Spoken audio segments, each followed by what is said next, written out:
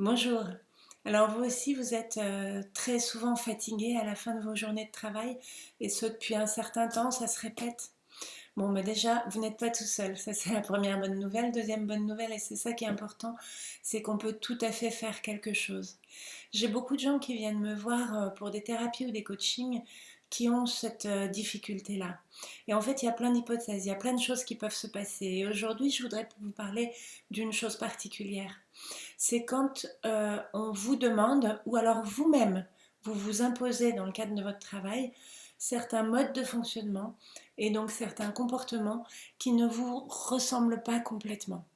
Et à ce moment-là, petit à petit, ça va vous demander à chaque fois un petit peu d'énergie. Et au bout d'un moment, cette énergie, elle diminue, elle descend et vous n'en avez plus. Moyennant quoi, vous rentrez chez vous le soir, vous êtes complètement épuisé et vous n'avez plus d'énergie pour faire autre chose, pour vous adonner à ce que vous aimez bien faire, à vos hobbies, à vos passions. Et ça, c'est très très dommage parce que vous ne vivez plus pleinement l'ensemble de votre vie parce que vous concentrez toute votre énergie sur le travail. Alors, qu'est-ce qui peut se passer par exemple? Si vous aimez bien, hein, pour imaginer les choses, si vous aimez bien travailler vos dossiers tranquillement, poser à un bureau, prendre le temps d'aller chercher toutes les informations avant de prendre des décisions, et que dans le cadre de votre travail, vous êtes amené à passer beaucoup de temps en réunion, entouré de plein de gens. Vous devez prendre la parole régulièrement et vous travaillez les dossiers ensemble et pas comme vous aimez bien le faire de manière individuelle dans votre bureau. Mais là, vous pouvez être très très bon dans ce travail-là, le fait de faire en réunion.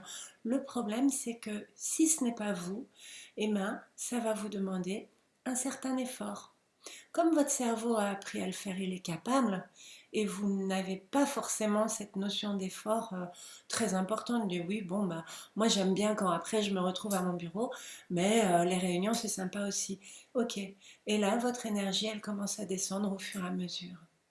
Alors qu'est-ce qu'on peut faire pour ça?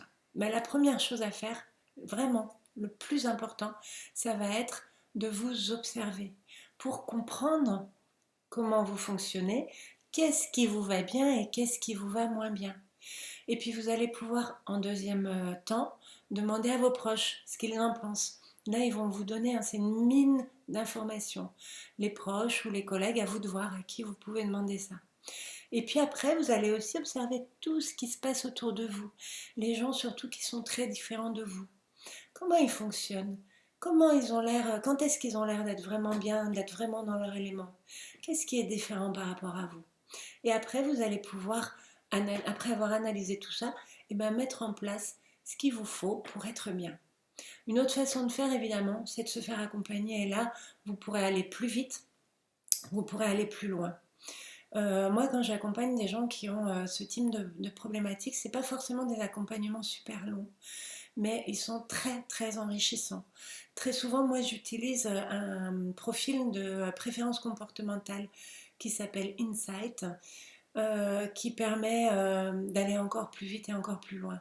La première fois que j'en ai entendu parler, on me l'a présenté comme un test de personnalité.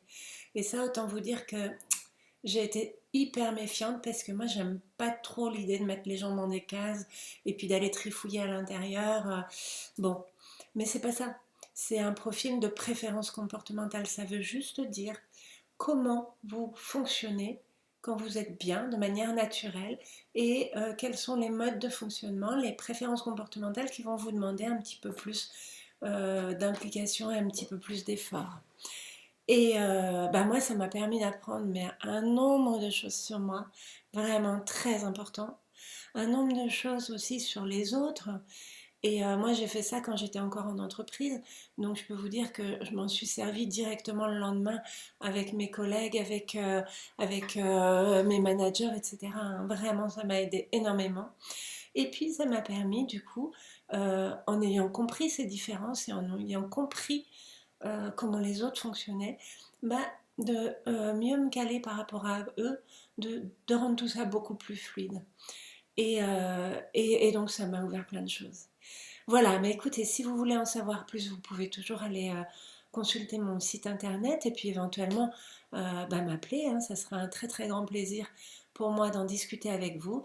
Et dans tous les cas, je vous dis à très bientôt pour un autre sujet.